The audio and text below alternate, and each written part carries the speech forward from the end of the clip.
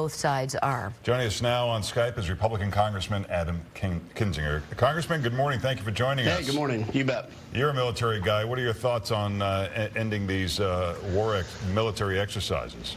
Not a big fan of it. At the end of the day, to me, it's not the hugest of deals. I wish he wouldn't have announced that. We really don't, until this fall, have a military exercise coming. One of the things I think we have to keep in mind is in this kind of give and take negotiation, there are going to be things that are announced that look like we're kind of caving or giving in. That's the nature of negotiating.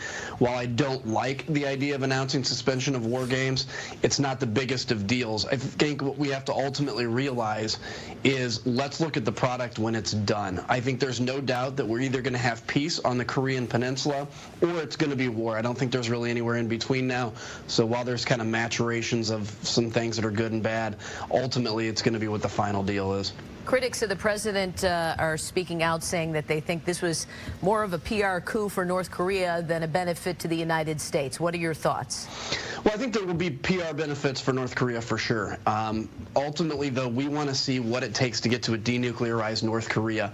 The difference here versus in the past, we have basically gone to North Korea hat in hand, begging them for some kind of a deal in order for them not to do nuclear weapons, and then they violate that deal later. The difference here is the president walked away from the summit, and the North Koreans came back and said, we do want to deal. They seem to be reaching out more, so it's a much better situation than we've been in. But again, there's going to be moments where we're like, this thing's falling apart, or this is great, and then it's just going to be whatever that final thing looks like that we have to judge it by.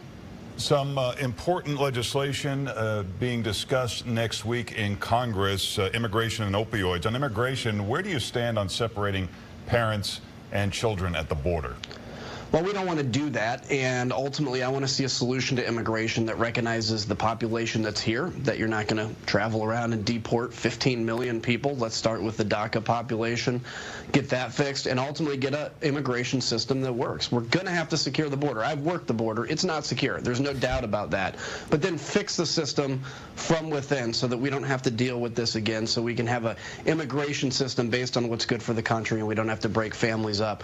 I'm optimistic that they're coming to kind of an agreement that the group's talking within the next day or so, and we can have some movement on this. The real question, honestly, is going to be what's the Senate able to do prior to the election, because, again, that's a really tight majority there. Real quickly on the opioids, it sounds like there's a whole slew of bills that might be considered. What do you think the priority is? I think it's pretty high. We're going to pass a bunch this week, and next week I have a bunch of bills out there regarding opioids. Look, this is a year ago. We didn't really know this was a huge problem. This year we realized more people died of opioid overdoses than of gun deaths. It's a huge issue, and one that we can give tools out of Washington, D.C. to help communities, but ultimately it's in families and communities that we're going to have to solve this problem. But it's massive, and it cuts through all cultural lines, all economic backgrounds, everywhere. Real quick, do you think there should be more repercussions for pharmaceutical executives than just a fine? Yeah, I think it's positive. Yeah, I think it depends on where criminal negligence and liability is. That's an issue I leave to the courts to look at, but I think to the extent people knew what they were doing and did it anyway, and it caused harm, then absolutely there should be some penalties. All right, Congressman Kinzinger, thanks so much for joining us. Anytime. You guys take care. All right. Take care. 707.